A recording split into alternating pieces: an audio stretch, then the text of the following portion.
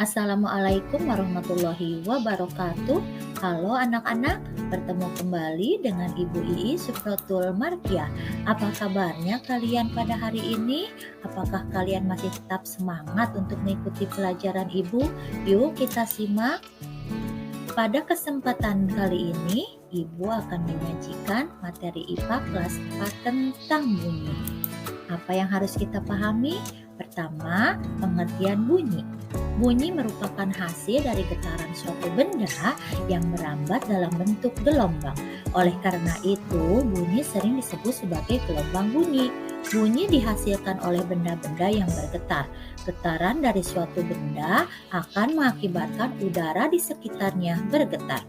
Getaran tersebut menimbulkan gelombang bunyi di udara. Benda-benda yang bergetar dan menghasilkan bunyi disebut sumber bunyi. Sifat-sifat bunyi. 1. Bunyi termasuk gelombang longitudinal, yaitu gelombang yang arah rambatnya sejajar dengan arah getarnya.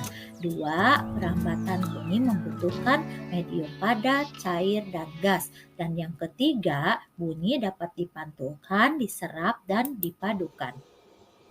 Sumber-sumber bunyi. Setiap benda yang bergetar pasti akan menghasilkan bunyi. Benda-benda itu dinamakan sumber bunyi. Sumber bunyi adalah benda-benda yang dapat menghasilkan bunyi. Contoh sumber bunyi adalah garpu talam, alat-alat musik seperti gamelan, suling, dan trompet, serta benda-benda lain seperti drum dan gendang yang dipukul. Coba perhatikan anak-anak, ini adalah gambar kendang. Pernahkah kamu memukul gendang? Ya, gendang dapat berbunyi jika kulit gendang dipukul. Saat dipukul, kulit gendang bergetar.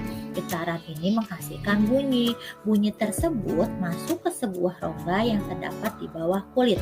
Bentuk rongga mempengaruhi bunyi yang dihasilkan. Makin kecil dan panjang rongga pada gendang, makin nyaring bunyi yang dihasilkan. Jenis-jenis bunyi. 1. Bunyi infrasonik. Bunyi infrasonik merupakan bunyi yang mempunyai frekuensi sangat rendah, yaitu kurang dari 20 Hz. Bunyi infrasonik ini dapat didengar oleh kelelawar, anjing, jangkrik, dan kuda. 2. Bunyi audiosonik. Bunyi audiosonik merupakan bunyi yang mempunyai frekuensi di antara 20 sampai 20.000 Hz. Bunyi audiosonik ini dapat didengar oleh manusia. Yang ketiga, bunyi ultrasonik. Bunyi ultrasonik merupakan bunyi yang mempunyai frekuensi sangat tinggi, yaitu lebih dari 20.000 Hz. Bunyi ultrasonik ini dapat didengar oleh lumba-lumba.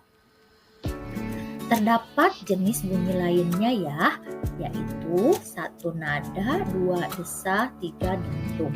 Nada merupakan bunyi yang mempunyai frekuensi yang teratur, sedangkan desah merupakan bunyi yang memiliki frekuensi yang tidak teratur. Dentum merupakan bunyi yang mempunyai amplitudo yang sangat besar dan terdengar mendadak. Perambatan bunyi. Bunyi merupakan gelombang yang perambatan arahnya sejajar dengan arah getarnya. Bunyi dapat terdengar jika memenuhi syarat sebagai berikut. 1. Ada sumber bunyi. 2. Ada media penghantar. Dan 3. Ada pendengar. Bunyi yang berasal dari sumber bunyi sampai kepada pendengar dengan cara merambat.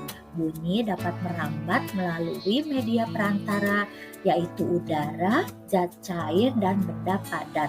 Bunyi tidak dapat merambat tanpa adanya media perantara, atau dengan kata lain, bunyi tidak dapat merambat di ruang hampa. Contoh perambatan bunyi. Bunyi merambat melalui media udara. Contohnya yaitu semua suara yang terdengar saat bercakap-cakap dan suara bergema di sekitar kita.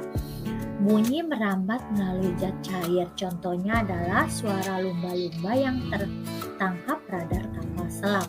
Adapun bunyi merambat melalui benda padat, contohnya yaitu saat menempelkan telinga pada rel kereta api, maka suara roda kereta api yang masih berjarak belasan kilometer akan terdengar dengan cukup jelas. Pemantulan bunyi. Bunyi merupakan suatu gelombang sehingga bunyi mengalami pemantulan. Sebuah bola yang kita lempar ke dinding yang keras akan mengalami pemantulan. Demikian juga dengan bunyi.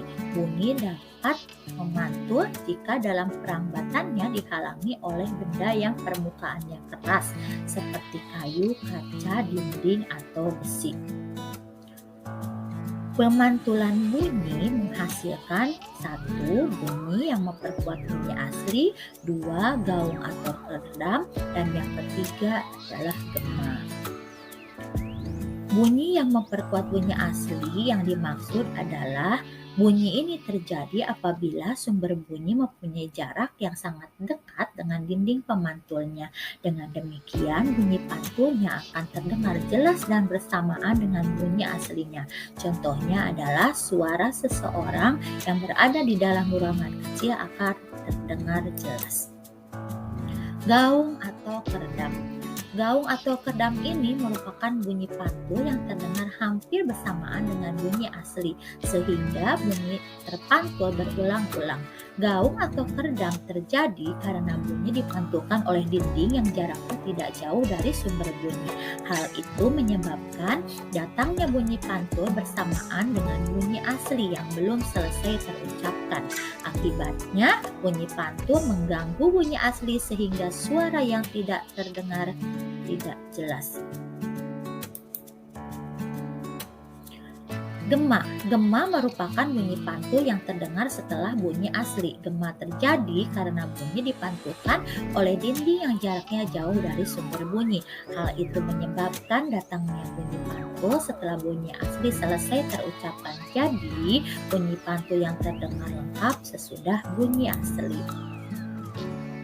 Penyerapan bunyi. Bunyi dapat juga diserap. Benda-benda yang dapat menyerap bunyi adalah benda yang permukaannya lunak. Benda yang demikian disebut peredam bunyi. Misalnya karpet, goni, kertas, kain, busa, dan wol. Benda-benda tersebut dapat digunakan untuk mencegah terjadinya gaung atau peredam.